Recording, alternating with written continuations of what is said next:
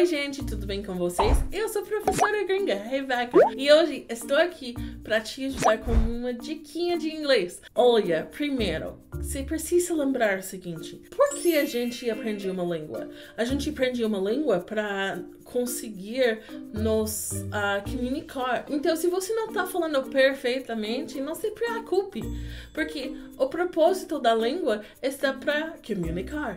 Então, mesmo que você está usando palavras muito básicas, você já está conseguindo sua meta. Mas hoje eu vou te dar uma dica sobre algumas palavras que parecem igual, mas tem uma pronúncia diferente dependente do contexto. Em inglês, a gente tem algumas como se fala? Fenômenos. Alguma coisa interessante sobre essa palavra. Phenomenon é plural. Então não existe phenomenons com S, igual eu falei agora. É phenomena e phenomenon. É algo muito irregular, né? Então, em inglês a gente tem alguma coisa chamada homonyms. E homonym é palavras que são parecidas, mas tem usos diferentes. Normalmente a gente tem dois grupos dessas. Temos homographs, que são palavras que a gente escreve igual. Então tem duas palavras que você escreve igual, mas tem uma diferença no uso da coisa. E temos homonyms, que são palavras que têm o mesmo som, mas não está escrevido, tá certo? Igual, e tem usos diferentes. Então, hoje a gente vai falar sobre homographs, que são algumas palavras que têm o mesmo jeito de escrever, mas aplicação diferente. E é interessante porque, mesmo que eles escrevem, eles não, tipo, as palavras não estão escrevendo, né? Mas mesmo que a gente escreve as palavras iguais, na verdade, tipo, a gente tem um jeito de diferenciar nessas palavras na nossa pronúncia. E é um jeito muito, muito, muito simples e muito, tipo, delicada. Então, até é uma, tipo, regra da língua que pessoas que são nativas nem prestam atenção que eles fazem. E, na verdade, eles fazem sem pensando. É algo que simplesmente acontece. Mas hoje eu vou te ensinar com 5 palavras diferentes. Então, mais ou menos a regra com essas palavras é o seguinte: quando a gente tá dando um ênfase, a parte da palavra que falamos mais, né? Temos, a gente faz isso com as syllables. Então, vamos olhar na palavra record. Então, tá vendo aqui? Isso aqui é chamado record. Então, os dois a gente escreve igual. R-E-C-O-R-D. Mas temos jeitos diferentes de falar. Record. This is a record on my wall. But I am recording a video. Então, mais ou menos a regra é assim: quando a gente está com uma palavra que pode ser usada para um substantivo, que é uma coisa, uma pessoa, um lugar, ou um verbo, que é uma ação, a gente coloca o ênfase record. Então, isso é substantivo. A gente coloca o ênfase na primeira sílaba, record. Mas com o verbo, a gente coloca na segunda sílaba. I am recording. Record. I record videos. This is a record. Record. Tá escutando a diferença? Então, é mais ou menos assim. É uma coisa tão suave, mas se você consegue colocar isso no jeito que você fala, vai te ajudar muito com aquele sotaque que você está querendo, que é mais parecido que alguém que fala inglês nativamente. Então, temos outras palavras, vamos falar delas. A próxima palavra é a palavra P-R-O-D-U-C-E. P-R-O-D-U-C-E. Então, essa palavra pode ser quando você está no supermercado onde tem vegetal e todas essas coisas frescas. A gente chama isso produce. Como é um substantivo, falando de vegetal e frutas, que sim, a gente come vegetais e frutas, a gente vai colocar a nossa ênfase na primeira sílaba. Produce. Mas a gente também usa essa palavra igual a um verbo para, tipo, produzir.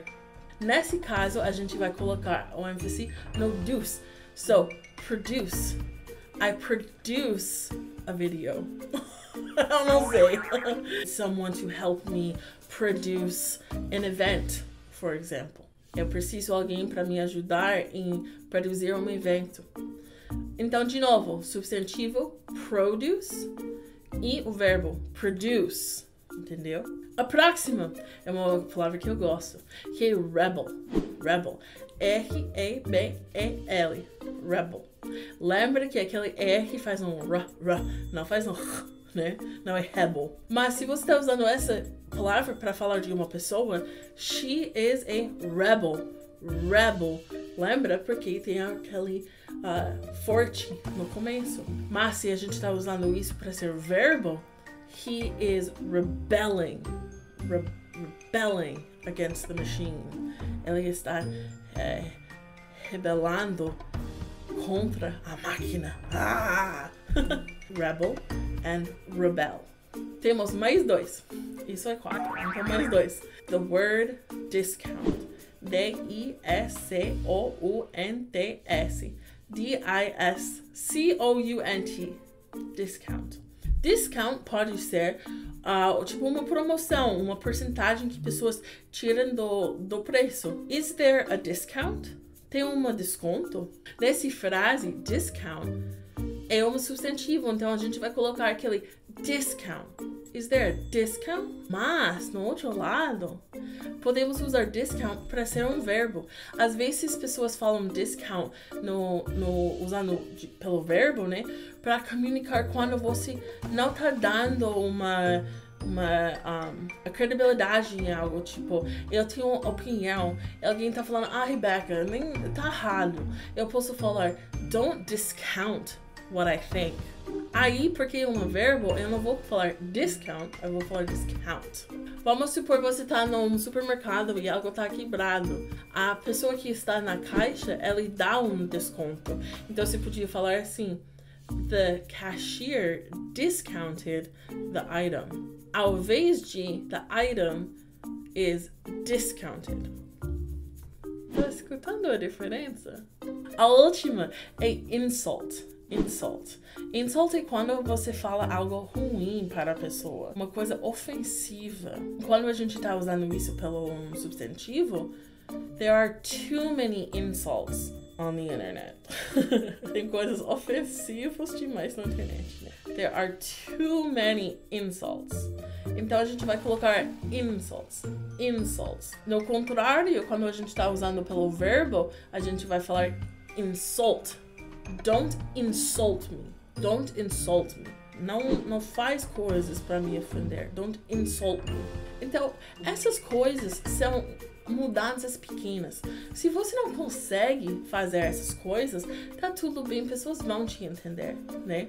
Mas se você consegue um outro jeito para assimilar um pouco mais seu sotaque. Outra coisa, se durante esse vídeo você não conseguiu realmente escutar a diferença entre esses ênfases, está ok. Isso significa que ainda você está melhorando seu conhecimento de alfabeto e fonéticos, né? Se você não consegue escutar algo e entender um som, você não vai conseguir repetir ou produzir esse som. Então, se você tá tipo, não tô ouvindo nenhuma diferença, eu sugiro que você pratique um pouco mais o alfabeto e os sons das letras, porque aí você consegue ficar um pouco mais forte e talvez vai conseguir escutar as diferenças, tá? Então, espero que você gostou desse vídeo e você acha que era muito útil e te ajudou um pouco, né? Porque isso é o que eu quero fazer, eu quero te ajudar. E não tem medo mais de aprender inglês, pelo amor de Deus. Comenta suas perguntas sobre inglês lá abaixo que eu te ajudo, tá bom? E não esquece, curte e compartilhe. Faz algo bom no mundo, tá? Um beijo.